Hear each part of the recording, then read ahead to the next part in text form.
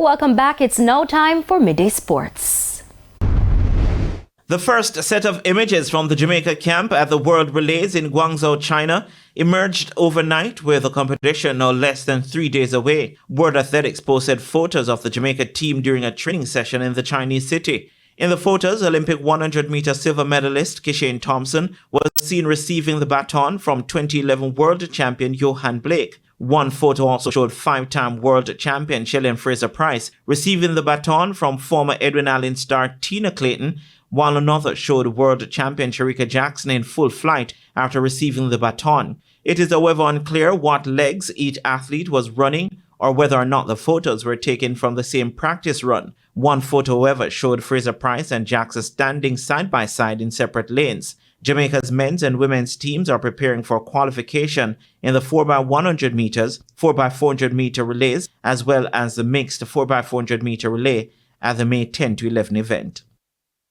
Assistant coach at Mount Pleasant FA, Davian Ferguson, says off-the-field attempts to distract his players ahead of the Jamaica Premier League playoff will not work. Mount Pleasant found themselves in the media over the last week for all the wrong reasons after they were accused of breaching multiple competitions guidelines, including the use of 3 ineligible players in 6 of their last 7 league games. The allegations brought by Cavalier FC against the St. Anne club related to the acquisition of 3 Haitian players outside the January transfer window. However, a ruling by the Competitions Committee of the Jamaica Football Federation found the St. Anne club clear of all but one breach, which resulted in a $25,000 fine. In a video posted to the club's YouTube page, Ferguson says his players were not disturbed by the allegations. Well, after night, very steadfast, very focused.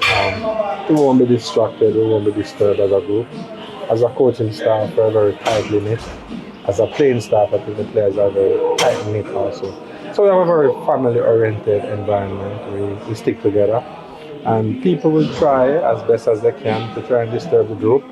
But I can tell you, rest assured that these boys are fully in tune, they're fully focused. And whatever people try outside the rectangle will not get these boys disturbed.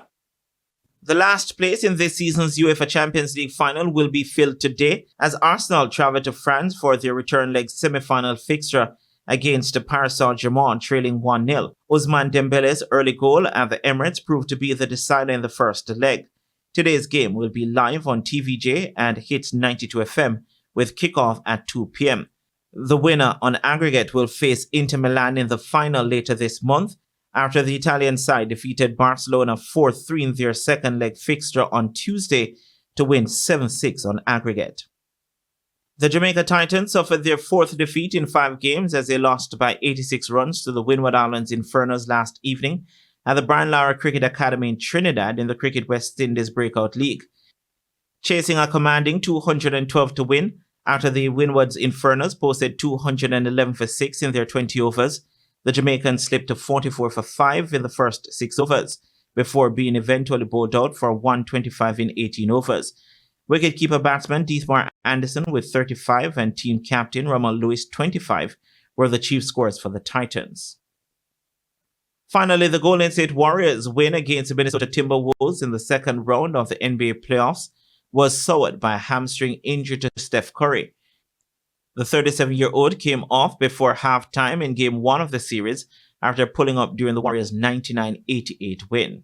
And Tyrese Halliburton hit a game-winning 3-pointer as the Indiana Pacers shocked top seed the Cleveland Cavaliers 120-119 in Game 2 of their second-round playoff series to lead 2-0. The Pacers had been trailing throughout the match until a sensational fourth quarter when they outscored the Cavaliers 36-21. And that's it for your Midday Sports. I'm Renata Brown.